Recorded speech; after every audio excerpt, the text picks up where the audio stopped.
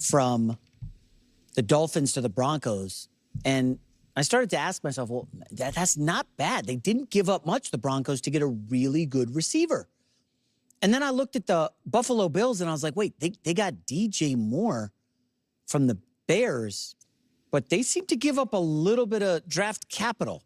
I don't think those receivers are separated by much. Waddle obviously younger. And, you know, we start talking as a team here, and it's like, well, okay, so Josh Allen is inching toward 30, hasn't been to a Super Bowl. He's been health has not been an issue for him, which is great, but he takes a pounding. I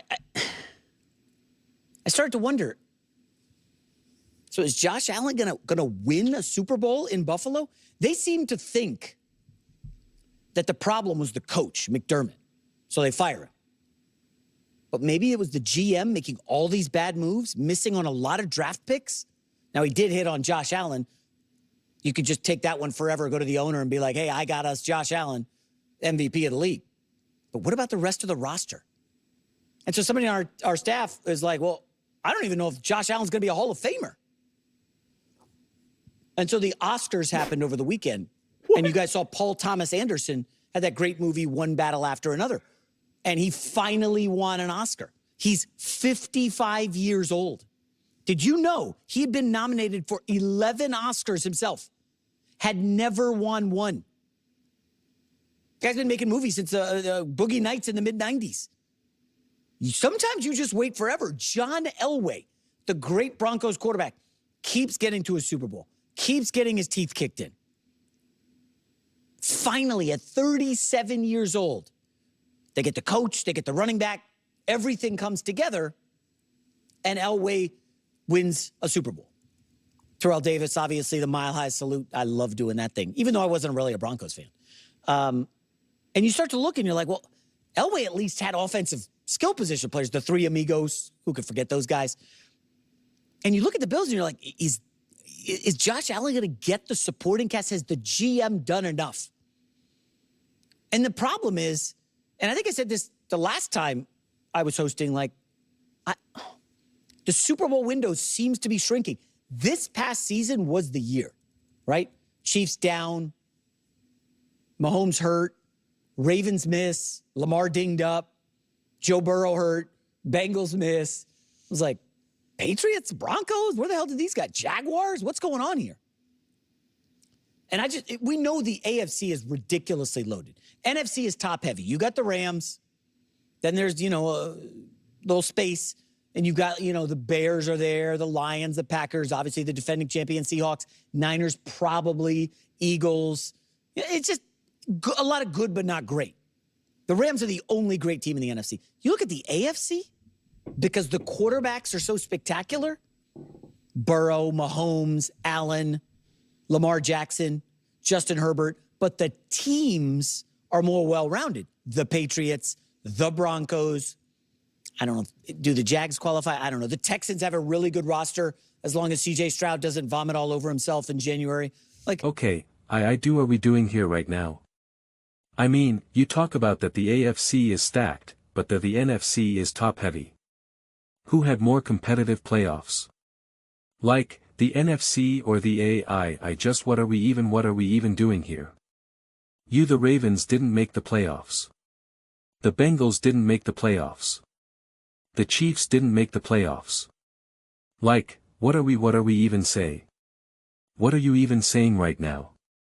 Everyone's argument that the New England Patriots made the playoffs because their schedule was awful because they got to play teams like the Jets and the Miami Dolphins. Like, what are we even saying here right now? What are we even saying right now? What is this? And then we're questioning whether or not Josh Allen is going to be a Hall of Famer. Did I hear that right? Who are you right now? Because it's just such, snorts, an insane statement to make. Okay, it's such an insane statement. And Sean McDermott was a problem. Sean McDermott was a problem. His defense was not good enough. His defenses consistently failed the Hall of Famer Josh Allen in the playoffs year after in the very beginning of Sean McDermott's run with Josh Allen. He had some great defenses, although they still dropped the ball on defense. But then definitely as the years unfolded, 21, 22, 23, 24, 25, his defenses were not good. And I got news for you. Sean McDermott as the head coach is a big person who's going to direct the GM and get the appropriate personnel defensively and get the appropriate depth and understand what he needs and what he doesn't need. Like we see with all the head coaches on their side of the ball when the Denver Broncos went all in on defense like that with Sean Payton saying I'm good on offense, we need to do defense, because his ability to evaluate what his team needs, what he can do offensively, etc. etc. etc. And so yeah, I think the GM, I think the front office as a whole needs to do better for the Buffalo Bills, and coaching needs to be better. Both things can be true. It doesn't have to be an either-or situation. But there are certain things that are just absolutely indefensible that Sean McDermott has done over the years. Just indefensible. And so, yeah, he deserves blame. And this team does not just think, oh, it's just our coach and therefore we'll be better. Blah blah blah blah blah. Like that's not just the thing. Hence why they got a new coach and they're making concrete decisions to improve their roster.